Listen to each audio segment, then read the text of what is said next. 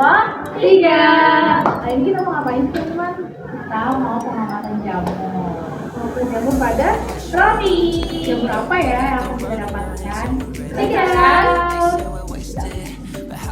Oke, jadi video ini dibuat untuk memenuhi pemahaman CP dari kelas 11 di fase E, yaitu materi mengenai peranan jamur, di mana disebutkan bahwa pada fase E, peserta didik diharapkan dapat mengelompokkan jamur berdasarkan ciri-ciri, yaitu struktur dan cara reproduksinya, dan mengaitkannya dalam kehidupan sehari-hari dalam bentuk tabel atau skema, atau uraian atau gambar dengan bernalar kritis.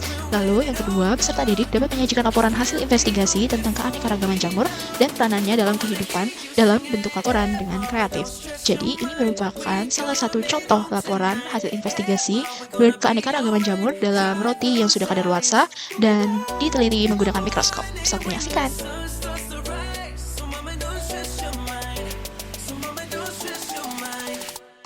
Kali ini kita membutuhkan alat dan bahan, yaitu mikroskop, roti busuk yang terdapat jamur spora, cawan Petri, sarung tangan dan masker, metilen blue untuk pewarnaan pada preparat, kaca preparat, cover glass, tusuk gigi atau pinset, tisu, dan aquades.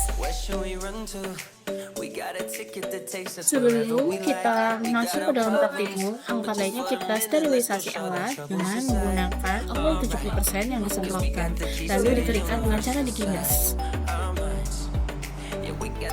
Setelah kita memastikan bahwa kaca preparat bersih dan kering, kita meletakkan sampel berupa jamur pada roti di atas kaca benda, lalu diteteskan dengan aquades.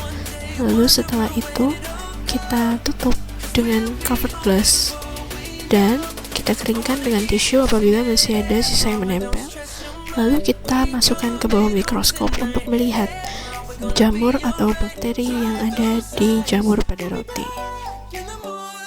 Di sini awalnya kami menggunakan perbesaran 4, lalu kami menggunakan perbesaran 10, perbesaran 40, dan ketika di perbesaran 100 tidak terlihat apa-apa, sehingga kami menggunakan hanya 3 perbesaran tersebut untuk mengamati jamur, Rhizopus, dan juga Aspergillus pada roti.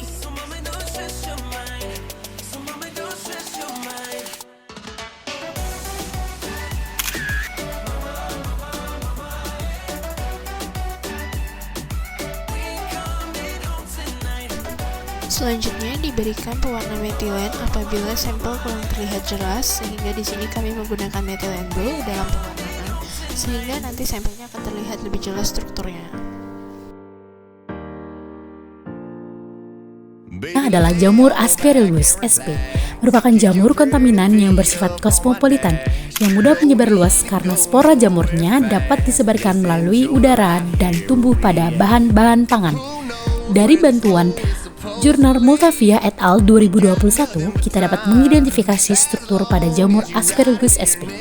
Yang pertama adalah hifa atau benang jamur yang menyerap nutrisi pada roti, berbentuk benang atau filamen yang menyebar dan bisa membentuk jaringan yang disebut mycelium.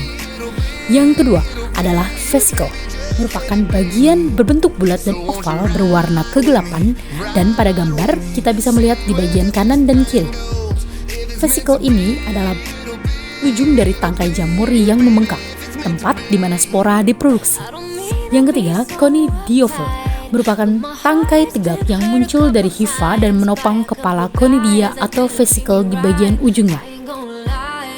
Beberapa jenis jamur yang sering tumbuh, terutama pada di roti busuk, antara lain yang pertama adalah Rhizopus, Stolonifer, kemudian ada Penicillium, kemudian ada Mucor, kemudian ada Geotrichum, dan yang terakhir itu ada Aspergillus.